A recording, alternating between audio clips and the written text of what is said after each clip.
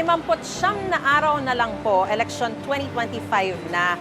At patuloy pa nga rin po sa pag-iikot sa iba't ibang bahagi ng bansa ang imang mga senatorial candidates para mangampanya. Narito po ang aking unang balita. Pagtutok sa resiliency program sa panahon ng sakunang isinulong ni Benher Abalos. Pambansang minimum na sahod ang tinalakay ni Jerome Adonis sa mga manggagawa. Si Bam Aquino sinabing tututukan ang karapatan ng IP community sa Cabadbaran City. Pananagutan at karapatan naman ng mga katutubo ang ipinanawagan ni Roberto Balyon. Sa isang forum itinulak ni Teddy Casino na pataasin pa ang sahod ng mga guro. Si Norberto Gonzales, compulsory military service ang nais. Paggawa ng political party reform law ang tinutulak ni Raul Lambino. Paglaban sa panggigipit sa maliliit na driver naman ang isinulong ni Liza Maza.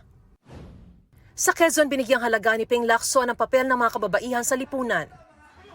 Pagpapalago ng turismo naman ay binida ni Senador Lito Lapid sa Tacloban City. Patuloy naming sinusundan ang kampanya ng mga tumatakbong senador sa eleksyon 2025. Ito ang unang balita. Mariz Umali para sa GMA Integrated News. Gusto mo bang mauna sa mga balita?